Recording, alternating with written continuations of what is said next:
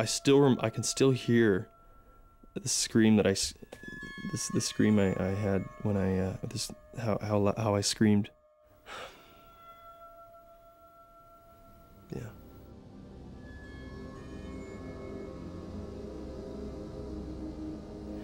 And I knew right then that I broken my back, and it was like the rest of my life flashed before my eyes.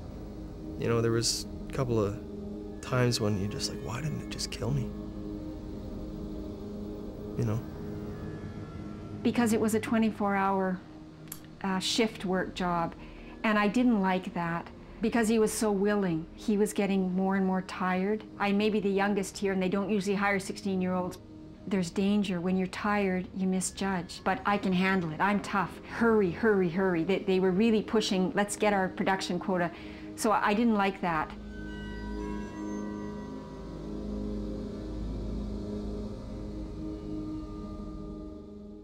I dropped off my resume that day, and literally that afternoon, they called me back and said, hey, you want to start today? And I was like, sweet.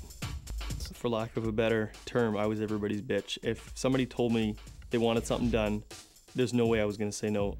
I wanted to impress everybody. I wanted to show them that I could do it just as well as they could. My boss calls me up and asks me to come down to work for a few hours because somebody else had canceled, and I wasn't actually scheduled to work that day.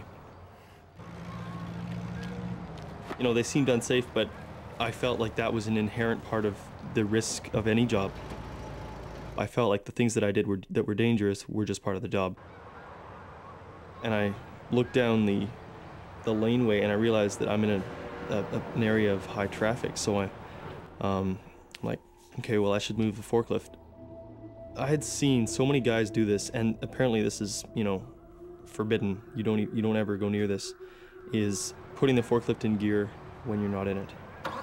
I didn't see anything wrong with it, and I'd done it a few times myself. So what I do is I stand beside the forklift, and the gear shift lever is on the steering column, and I just tap the gear shift lever back into reverse.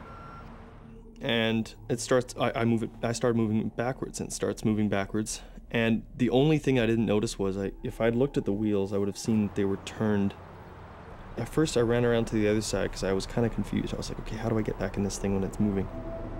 So it starts moving backwards, and I panicked. I ran basically all the way around the forklift as it's moving. I'm panicking. A lot of stuff's going through my head. I also didn't notice was there was a small puddle of hydraulic fluid about that big on the ground. I'm in the path of the forklift. I just had enough time to roll onto my back before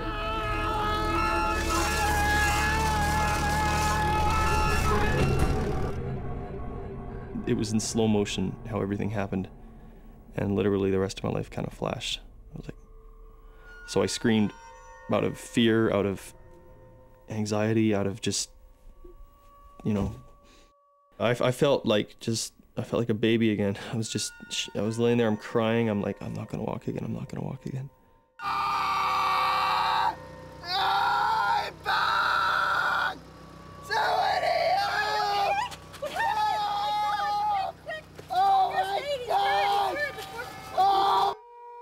So I'm laying there on the table, and there's a whole bunch of doctors and nurses above me. Can you hear me? What are they gonna do to me? And what have I done to myself? My dad was just strong, steady, very calm.